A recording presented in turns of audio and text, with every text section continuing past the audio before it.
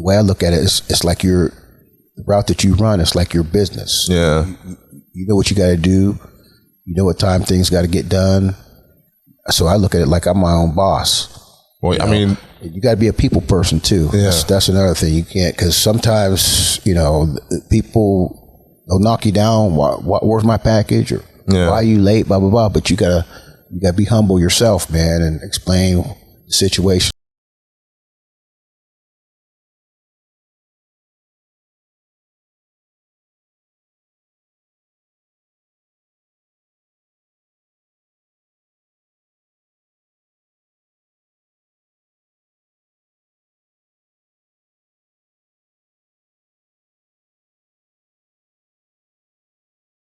What's good, everybody? It's 99 Miles Per Hour Podcast with me, your host, Percy Garner. It's early, and I'm excited for today's show. But before we get into that, I want to talk about, our sponsor and who makes this podcast possible, and that's Subway and the Fitzgerald family. We appreciate you guys. We love making this podcast, and you make it possible, so we love you, and we love your food and your cookies. And I also would like to... tell you about some merch that might be on the way. No, not might. It will be on the way. So check it out. All the proceeds go to a Dover student. I know our guest is probably smirking at that, but a Dover student. Help us out there and, get a scholarship to a Dover student. But another big, reason, I get to do some announcements in the morning is, Rainbow Telethon is coming up. Now, this is the biggest day of the year. Everybody should mark their calendars. Now, this is March 6th, 11 a.m. to 4 p.m. Make sure you call in with your pledge. Make sure you get on www.32auctions.com/rainbow22. That's our auction site. That will be live March 2nd. We got some good things. Stuff's so good, I'm afraid that someone's going to break into our office and take some of the stuff. But should be a good telethon. I'm excited for it, and you guys always support, so looking forward to it. Now, our guest today is one of the most hard workers I know, and it has been a request from someone that I have him on my show, so I'm excited to have him on my show. And this person is from New Philly, Quaker, but it's all good. we still love him. He's still family, but I'm excited to have him on our show, and that's Joe Laurie. Joe, how we doing, man? Good morning, Purse, and I appreciate you having me on the show this morning. Of course.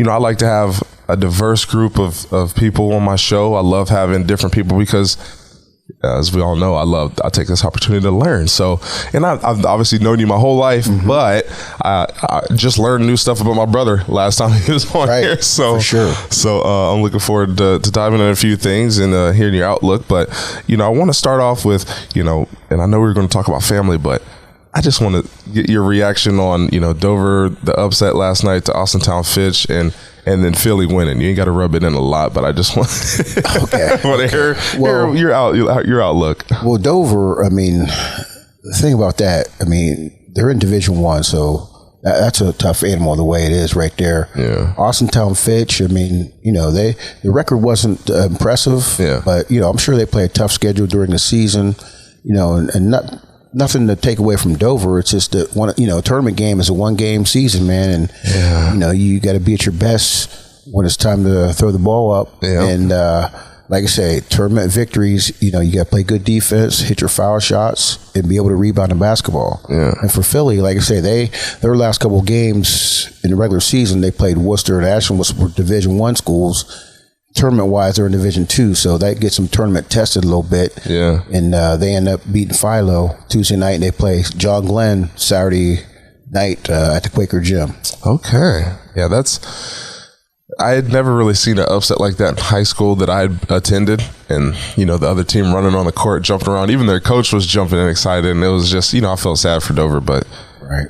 Dover's usually good at defense and good at hitting foul shots, but they couldn't really hit anything last night. And the other team, the Austintown Fitch, were hitting they were hitting all the free throws, and they just played. They had a good game plan, but yeah, it was a good season for the Dover seniors. But looking to see what Philly does. But I wanted to see where because obviously you got a family, and obviously you working at UPS, you know, that sometimes can make things hard, but, you know, you've been a long time guy at UPS, and we'll get into that. But I want to talk about family and just kind of find out wherever all your kids are at and all that stuff. Because I haven't seen, you know, any of your kids in a while, because obviously I've been busy and they've probably been busy. So. Right. Well, Danielle, she lives outside of Philly in Brightwood. Okay. She's married. Okay. Has a 3-year-old son named Amir. Oh, okay. Kayla's in Columbus.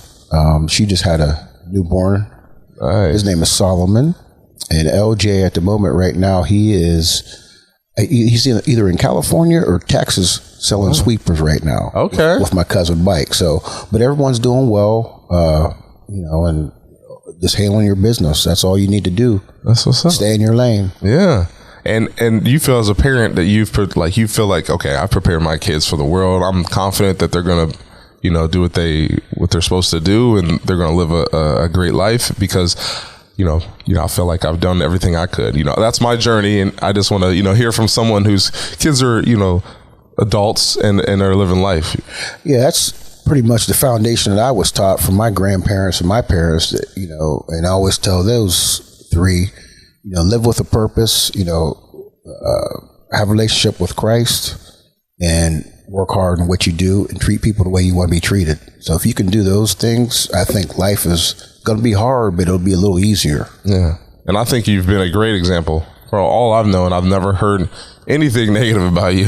I know you're not perfect, but I've never heard anything said anything about, you know, Joe or your dad either. I haven't heard anything bad, you know. That's you know, and I grew up obviously in the church with your dad, but like, man, it was just you know, especially when I was talking to Grover, because he was one of the people like, you should have Joe on. So, okay. Yeah. So, Grover. you know, Grover, my guy. Yeah. Fellow UPS. So, yeah. Really? Okay. That's what's up. And, you know, you being at UPS 35 plus years, my mentor being at UPS 30 plus years. And then obviously Grover, who, you know, raised me from our freshman year to senior year, was at UPS 30 plus years. So having a lot of that backbone, because I don't know what a lot of people think UPS is. They, you know, oh, you just deliver packages, but it's hard work, and I got to experience it a little bit, and it was rough. It's rough, but it's also rewarding, because most of the time people are happy to see you. Yeah, because you got that merchandise. Yeah. Exactly. And right now my brother is working for the enemy, FedEx, and I'm just Is that where Jason's at now? No, my younger brother Dominique. Okay. Yeah, Nick. Okay. Yeah, but no, it's unique, and I've read a couple articles about, you know, the day in the life of a UPS driver, and I know you've been. I mean, they talked about the routes you could get and how kind of rough it is, and it reminded me of sports and seniority and stuff like that. Right. And you know, routes don't come unless someone decides to, you know, go on the road or, you know, retire, and that's when you get the routes. So, have you had any struggles with routes like that? Well, now that you say that, that's how I got my route, because there was a guy that had retired, and seniority wise, I was the next guy in line to get a bid route. So I just went ahead and jumped on that, and I've been there ever since. My route's in Carrollton, Ohio. Oh, okay. Nice. And I'm sure the people, you know I have a relationship with all the people who deliver my packages, because I want, you know, I want to make sure that, you know, I'm there helping them as much as I can. I'm not a rude person. So right. But I've heard the stories. But I know that everyone in the world right now is, every business owner I talk to or anybody's just like, you know, we can't get people in. Is UPS locally, are they seeing that? Are you seeing that there's not enough people working at UPS, or are we struggling to hire people at UPS? Or I think at the present time, you know, when we dealt with the COVID stuff, our volumes kind of really took off, even though, you know, during Christmas, you know, the volume's kind of over the top, but with COVID, I mean, it stayed. It's still there, you know. So that was a chance right there where UPS had opportunity to go and get people. So, I mean, in all my years of working there, right now is probably the best staff-wise that we've been. Wow. Okay. You know, yeah, because we have. You know, there's been times when people call off. I mean, they'd have to go get people from different centers or send the managers out and run routes. But right now, we don't have that luxury. We have guys in the bullpen that could come in and work when they need to work. Oh, well, that's nice. That's what's up. Nice. That's good. And I want to kind of dive into that a little bit, but I also want to get your sports background and figure out like what was your sport growing up, because I heard it was wrestling, but I just want to hear from you directly and what sports you gravitated towards and what sports you played and kind of, what, this county and all those sports mean to you and just growing up. And obviously there's a rivalry between Dover and Philly. We talked about that on the show all the time, but just hearing it from a perspective of yours, and because obviously I favor Dover, but I get that. Yeah, makes sense. But I just want to hear from your perspective, like growing up and how it's changed. Was it like a real rivalry when you were playing? Or did you like dislike people from Dover? And how was that? Because I know when I grew up, they were my friends. Obviously, they weren't my friends on that game night, but right. I would hang out with them other times of the year. So, well, my sports career I was a 3-sport guy. Okay, I played football, wrestled, and ran track all 4 years in high school. Which a lot of times today people don't really do that as much. But my playing career started back when I was in 4th grade. I played. If you remember, Dover had the Pee Wee football. Oh yeah. See, Philly, we didn't have Pee Wee football. But somehow, I think it was because my dad was from Dover, they kind of like got me in the Dover League. I was the only guy from Philly playing. Oh, really? So yeah, I got to play Pee Wee football in Dover for 4th, 5th, and 6th grade. Wow. Yeah, it was kind of weird, but it worked. There was no laws back then. Yeah. That's cool. But I played. I kind of got hurt in Pee Wee football. Like I got hit in the kidneys. Ooh. And whenever I was getting ready to start football, see, we didn't have football in 7th grade at Philly. Okay. I think we started in 8th grade. Or maybe we did have football in 7th grade. I can't remember. But anyways, the doctor would never release me to play. So I couldn't play football until I was in 9th grade. Dang, okay. So played football, wrestling. Now, I always liked basketball. And I thought I was pretty good in hoops, man. We used to play down the hill and the park and everything. But I got to hang around Mark and James Black, and they was wrestlers. Oh, okay. So they snatched me up. I didn't know that. Yeah, they snatched me up one time. They went to some tournament up at Malone College, open tournament. Hey, you want to go? I said, yeah, I'll roll. Next thing you know, I'm wearing a singlet, man. And I started wrestling my freshman year. But I think that was one of the best things that I could have done, because wrestling taught me so much about myself as a person. Because you're out there on that mat by yourself. Man. Yeah. You rely on teammates. Yeah, you can't ask that guard to, combo block or quarterback to throw that fade or something. You know what I mean? And it was a real humbling experience, And then in track, I ran track 4 years there. I wasn't fast, but I was quick. Gotcha. You know what I mean? Gotcha. If they had 40-yard dash, I think I might have set a couple records. Okay. But that 100 was a little too long. But anyways, though, just growing up around here, I had so many cousins that played football that I always tried to idolize those guys. I never was one to idolize that pro athlete type of guy. I was one to idolize the guys that I knew I thought were the dogs. Yeah. Dean Richards comes to mind, man. I think Dean was probably one of my favorite players, man. Really? I wish I'd got to see him play. Because Dad always took us to Dover games, and that's how I really knew what football was about, because he didn't take us. How'd you end up in Philly? Man, we started out in Dover, and then I think in kindergarten we moved to Philly, which I didn't have no clue on what. Yeah, at the time, but Jeff Mills. I remember going to a Dover Claymont game back in '74, and man, just the crowd. I remember Jeff Mills ran a punt return back with about a minute something to go in the game, and the stadium just was rocking over there. So I was a really big closet Dover guy, man.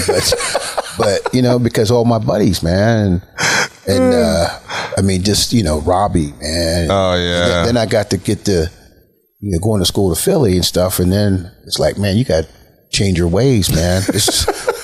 We got to roll a different way. So then we had guys over here that Phil Tidrick and Les Freshwater, guys like that I start trying to follow, and And I remember after Dover Philly games when we were kids, you would go on the field and ask the players for their chin straps. Oh, chin straps. Yeah, okay. That was a big thing. You collect all them chin straps, and then you call your buddies and say, "Yeah, I got Tidrick's chin strap, or I got Les Freshwater's chin strap." That was a big deal. Even though they was nasty and sweaty and moldy, but that's what we did. Yeah, we do wristbands now. Yeah. See, we didn't. We just had tape. We didn't have wristbands. Oh, gotcha. But back to the Dover Philly rivalry. That knowing that you get to be a part of that. I mean, the school spirit for that week, the community that supports you, and once again, it's a 1-game season. Most times that game comes down to the league championship, bragging rights, and possibly a playoff. Yes. And you're only as good as your last game in that one. But I gotta say it, I was 0 for 3 in that series. Man. It was 0 for 3. But I don't have a great record either. But my senior year, we got beat 13-10, but I got a pick. I got in the end zone that night. So I hang my hat on that. Hey, it's smart to do that. Like in that game, when you think about it, it's there's a lot of big moments that happen, and being a part of those big moments, because people remember those games. Oh, yeah, I remember the whole game myself, man. That's crazy. It's still there. Plus the relationships that you build with not only your team but the guys in Dover, because there was no social media at that time when you could Garners are weak, man. Come my way.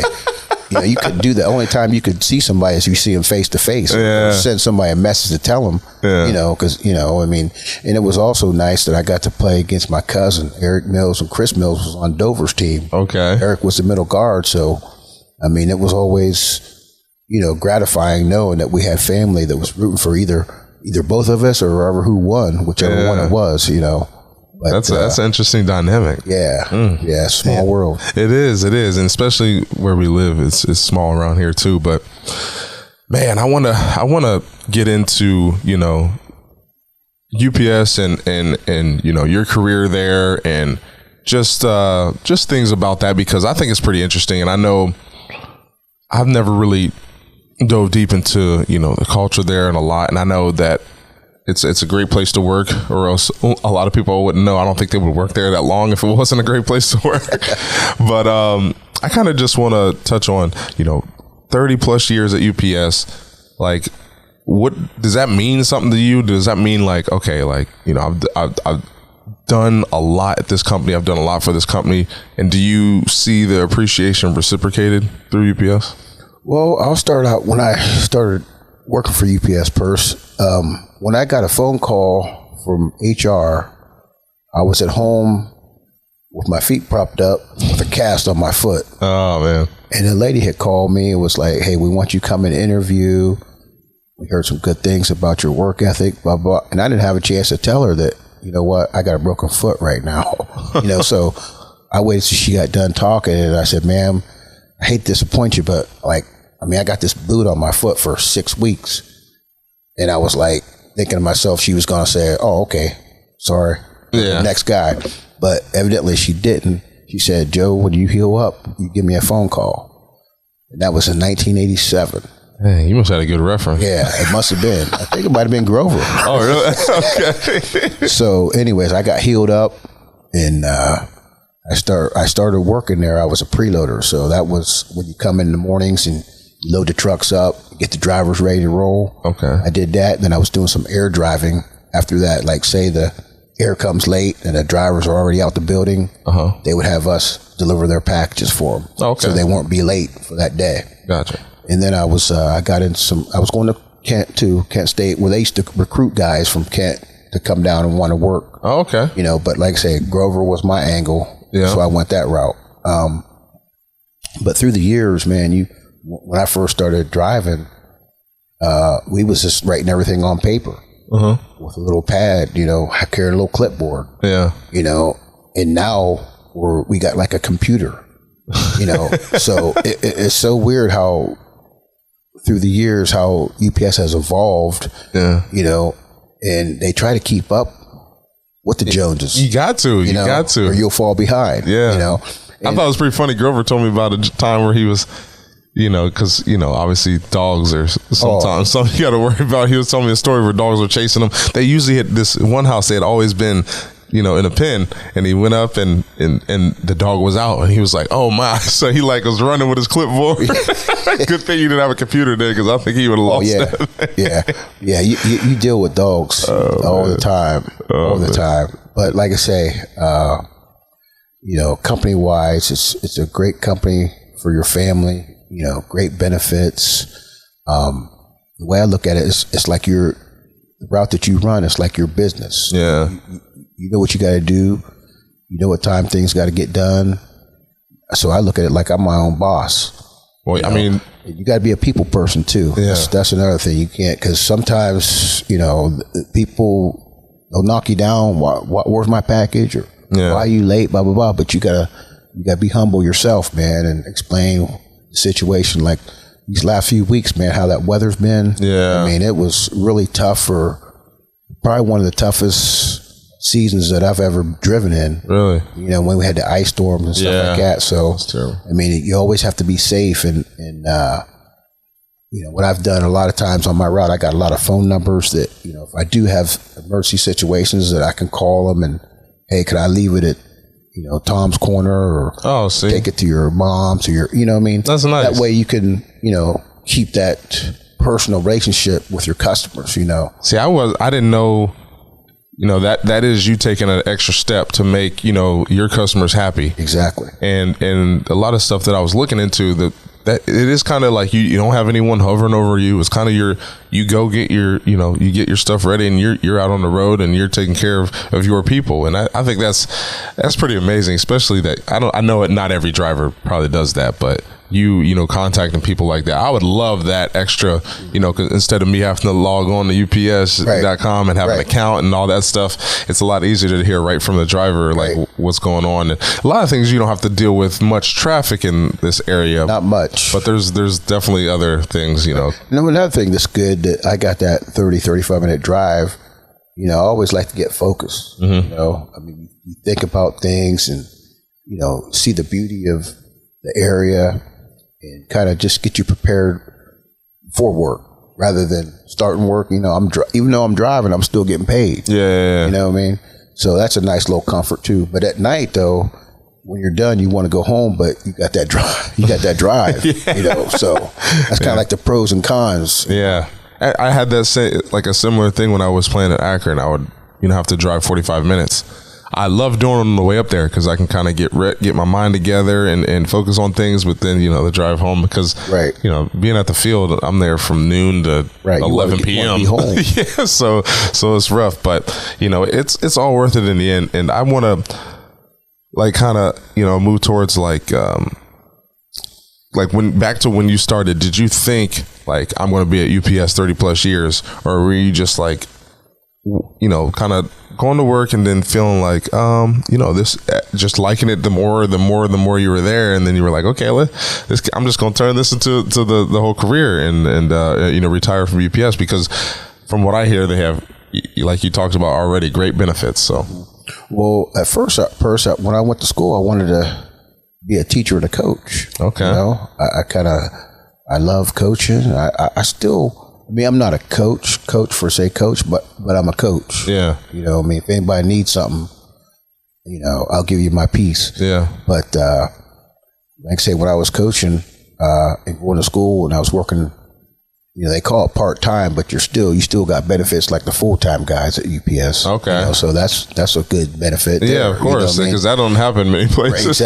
Exactly. You know, and plus, you don't pay for your insurance either. Yeah. Okay. Nice. I'm just saying. I'm not trying to be gloating. Yeah. What it is. That's the, you know, the luxury of the business. Well, it should be, because it's not, you know, it's not a easy job where you can just pass the time. Exactly. And so, like I say, I was going to coach and stuff, and then it came my time to bid on a route, and I tell you what, it was a tough decision, man, because in my heart I wanted to coach. Yeah. You know. But then it got to be career-wise, go with UPS, you know. So, like I say, here we are now. And, you know, I look at it like the older you get, you got to work smarter, because packages ain't envelopes no more, man. You're delivering, all kind of bookshelves. Oh, man. Stuff that just it's heavy duty. As you said, that cheese gets heavy too. I was loading that cheese, man. That was rough. Yeah. I felt like I was in the gym and I had to worry about my form the way I was lifting. So so it's I'm kind of on the downside of the career, but I still feel healthy. I'm 57 years old, but I don't act like it. I mean, I was about to say, I still feel good. I still feel good. I was trying to do the math earlier. You was talking, but I still feel good. I just had a birthday February 6th. So really, okay. Happy belated birthday, then. Thank you. That's what's up. But everything's been good on that end, and just got some great coworkers that got relationships with, people on my route, friends with. So it's been great. That's what's up. Now, I think this is a good question. We'll see, but because I always think about this because you hear about all the drones and stuff like that. But what do you think? Your job or just the delivery industry is going to look like in, say, when my kids grow up in about 20 years? Do you think there's still going to be UPS will still have drivers? Or I tell you what, the way things are moving, they'll probably be having drones delivering. They'll probably still have drivers, I think, but I think the drone game is going to be really intense then. Really? But UPS has just evolved, man, throughout the years. It just you don't see them not jumping on board with all the new stuff, right? It's just crazy how they do things. Like I say, we're just the hourly guys, but the people down in Atlanta, they got the brains of the business. Yeah. Okay, so that's okay. I didn't know that Atlanta's where that's the headquarters. Yeah. Okay. Now, if say your son comes to you like, Dad, I think I want to follow in your footsteps. What would you tell him the like a quick pro and con list of? Obviously, we touched on some of the stuff, but what's the pros and cons of working? I think if LJ wanted to work at UPS, I think the pros. One, I think he would have the work ethic to do it. He knows what hard work's about, and you're a great example of that. I think his attitude, he understands attitude and being on time. I was late this morning. I think he's got that. So and those are things that you have to keep with you all the time, because how Satan hits you all the time. Oh my, yeah. So you always got to keep those in perspective there. Yeah.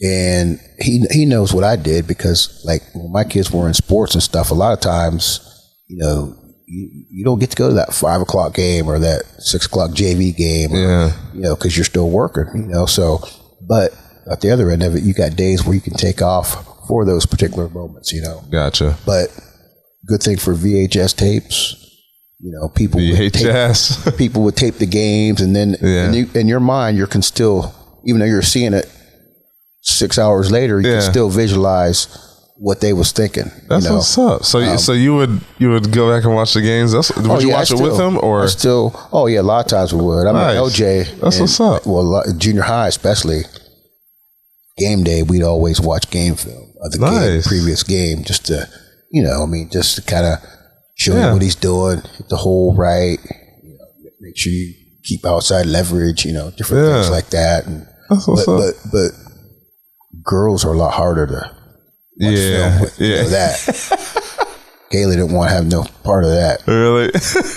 That's funny. Now, before we get out of here, I want to, because, I guess I touched on, I've kind of fell in love and wanted to talk about the UPS stuff, but really, for me, having you on the show is really more about, your community involvement and what you mean, because like Grover and Susie was like, well, Joe's like, the other mayor in New Philly. So I just wanted to, what does this community mean to you? And, when did you realize like, okay, I'll having an impact on my community is important, and I want to be involved and make an impact outside of just my family? Because from what I hear,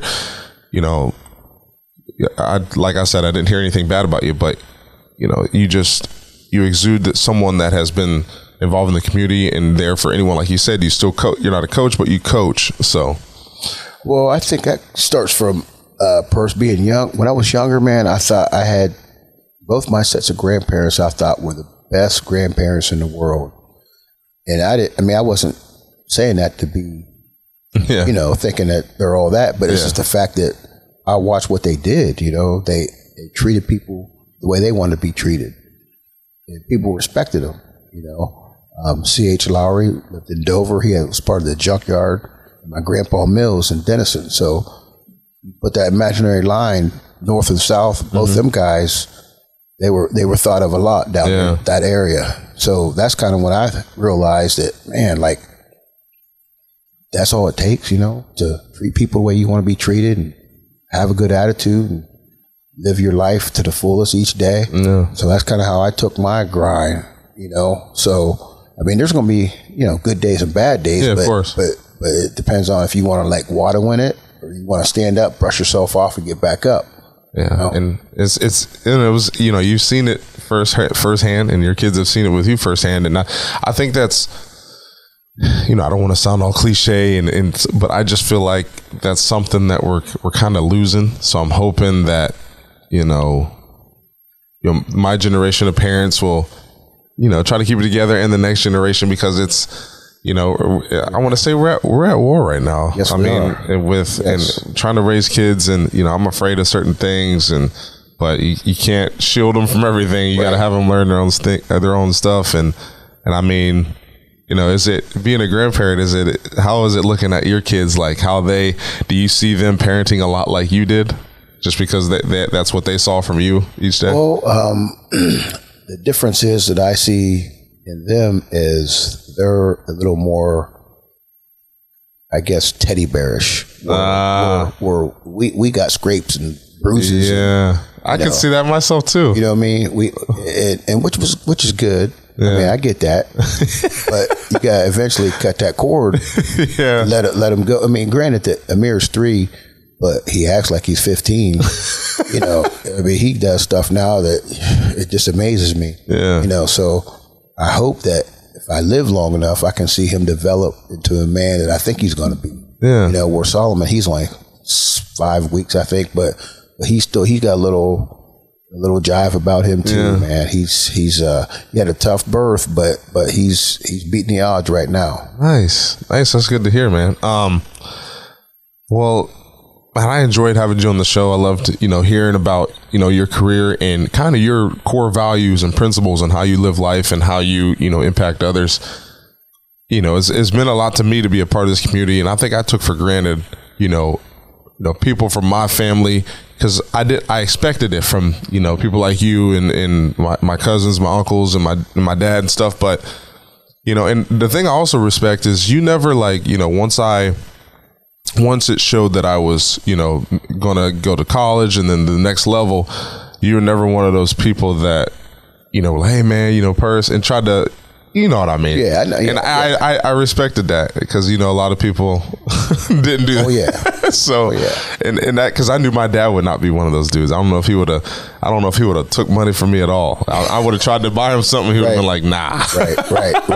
But, and I appreciate, cause, and I always think about that when I was playing, like, Tuscarawas County, I know we had a lot of athletes that whatever got in the way, whether it's injury or, family or whatever it was. And I wanted to, succeed for my family back home as well, and obviously for myself and my immediate family, my kids and my wife. But I just wanted to kind of put Dover on the map, or Tuscarawas County on the map, and the best way I could. And it was a great experience. Yes. And and I appreciate the little tidbits here and there throughout me growing up, that you threw my way and your dad threw my way. And but I'm happy to have you on the show, man, and I'm glad you came on. I didn't know what you were gonna say at first, but hey, I appreciate you having me, Purse, and you continue to do what you do, and just keep on living, man. I will, and when you gonna retire from UPS? 40 years? No. Well, it might be. The math adds up, right? I might go for the record, maybe. I don't know. Oh, okay. What's the record? I think 48 or something like that. Whoo! But okay. I don't know if I'll hit that or not, man. That's gonna be rough. If you can do that, that's just rough. I think there's a lot of DNA and genes you got going. If you're gonna be able to continue, that helps. But again, man, appreciate having you on the show. I appreciate you guys tuning in and listening. Make sure I always forget to do this. Make sure you like and subscribe, and check the links down below. We have, if you're looking to get a podcast going, we got the gear that we use. It's set up perfectly for you. You just click the link and it'll send you to Amazon. And if you do use those links, we will get a small kickback. So we appreciate that. And then, just make sure you check out our merch at store.percygarner.com. Like I said, that'll go to help a Dover student with a small scholarship to help them in college. And again, thank you to Subway and the Fitzgerald family. I'll probably be seeing you guys today at lunch. So appreciate what you guys do making this podcast possible. And we'll see you next Tuesday. Peace.